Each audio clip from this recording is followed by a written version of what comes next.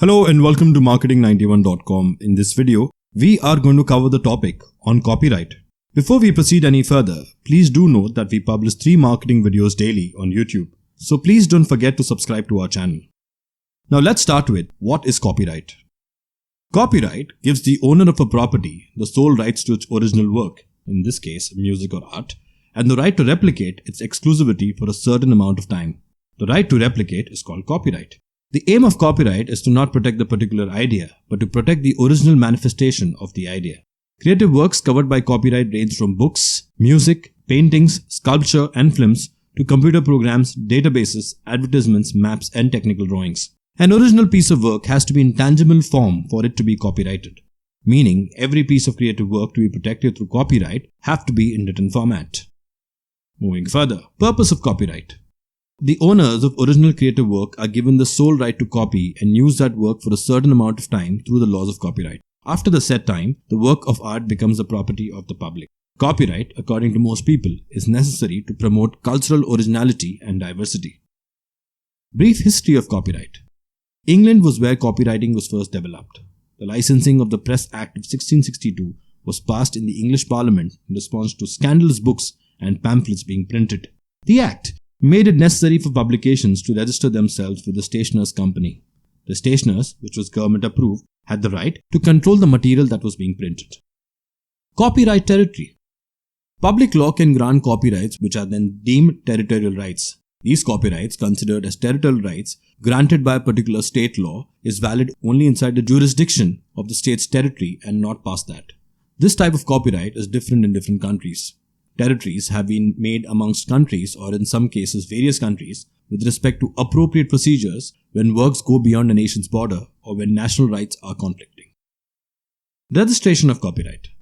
Copyrights do not need to be acquired by registering with a government office in countries where the standards of the Berne Convention apply, since they are automatic.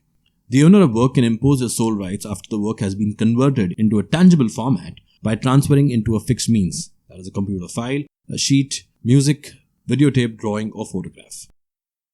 Even though it is not necessary to register for implementation of copyrights, registrations are evidential of valid copyrights in places where registrations are provided for by the law. They can help the owner of works pursue legal damages and fees for attorneys.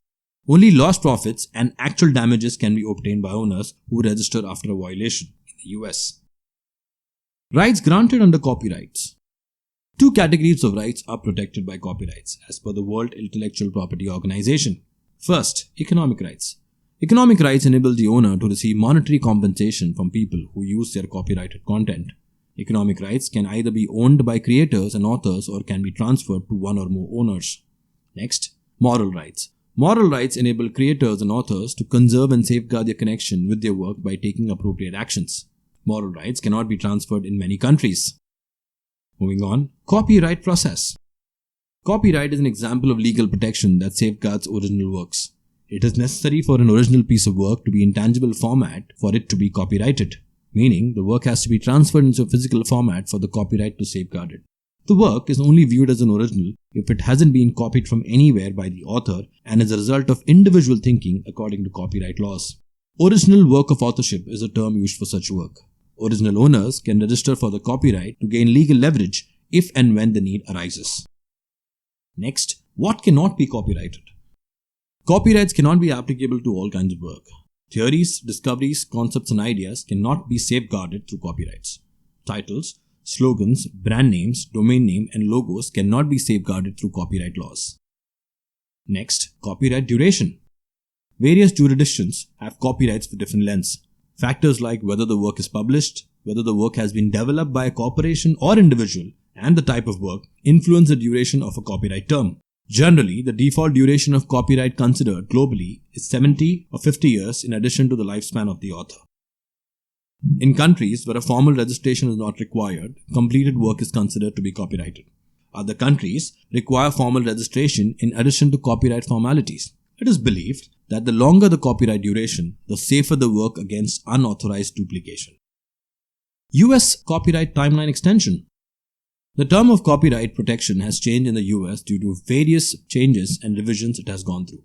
Following the Copyright Act of 1976, copyright would last for the life of the author plus 50 years, or 75 years for a work of corporate authorship.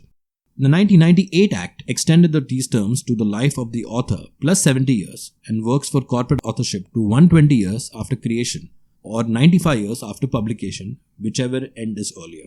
This law, also known as the Sony Bono Copyright Term Extension Act, the Sony Bono Act, or the Mickey Mouse Protection Act, effectively froze the advancement date of public domain in the United States for works covered by the older fixed-term copyright rules. Mickey Mouse specifically, having first appeared in 1928, will be a public domain work in 2024 or afterwards depending on the date of the product. And finally, copyright examples. The first, Rogers vs. Coons. In this case, a photograph. Photographer Art Rogers shot a photograph of a couple holding a line of puppies in a row and sold it for use in greeting cards and similar products. Coons sold several of these structures, making a significant profit. Upon discovering the copy, Rogers sued Coons for copyright. Coons responded by claiming fair use by parody. The outcome? The court found the similarities between the two images too close and that a typical person would be able to recognize the copy. Coons' defense was rejected under the argument that they could have used a more generic source to make the statement without copying Rogers' work. Coons was forced to pay a monetary settlement to Rogers. Next, the Associated Press vs. Ferry. Photograph, Manny Garcia vs. Shepard Fairey. Case, famous street artist Shepard Fairey created the Hope poster during President Obama's first run for presidential election in 2008. In Jan 2009, the photograph on which Fairey allegedly based the design was revealed by the Associated Press as one shot by Associated Press freelancer Manny Garcia, with the Associated Press demanding compensation for its use in Fairey's work. The design rapidly became a symbol for Obama's campaign, technically independent of the campaign but with its approval. Fairey responded with the defense of fair use, claiming his work didn't reduce the value of the original photograph. Outcome? The artist, in this case Fairey, and the AP Press came to a private settlement in Jan 2011, part of which included a split in the profits for the work. Third example, Vanilla Ice vs. David Bowie and Freddie Mercury. Case, Vanilla Ice had a hit in 1991 with the Ice Ice Baby. It sampled but did not credit the song Under Pressure by David Bowie and Queen. Though at first denying it, Vanilla Ice later retracted the statement by saying it was a joke. Facing a lawsuit by the duo, Vanilla Ice confessed to sampling the work. Outcome? The case was settled privately out of court, with Ice paying an undeclared sum of money and crediting Bowie and Queen on the track. And finally, Robin Thicke and Pharrell Williams vs. Marvin Gaye. Case? The Blurred Lines case was unusual in that the family of the late Marvin didn't accuse Robin Thicke and Pharrell Williams of direct plagiarism of lyrics or phrases.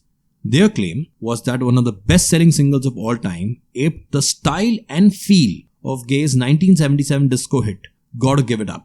In court, Williams said that in process of co-writing the song, he was channeling the late 70s feeling, whereas Thicke testified that he contributed little to the songwriting. The case was brought to close in 2018 with a final settlement of $5 million to be paid to the Gaye family, along with the additional 50% share of future royalties. So that's it, folks. This brings an end to the topic on copyright. These are some of the sources and links referred to for the content in the video. If you have liked the video, do subscribe to our channel where you will witness 3 new videos daily. Additionally, if you want to view these videos in an organized manner, you can visit freecourses.net, where all our videos are arranged in the form of courses. Thank you and see you in the next video.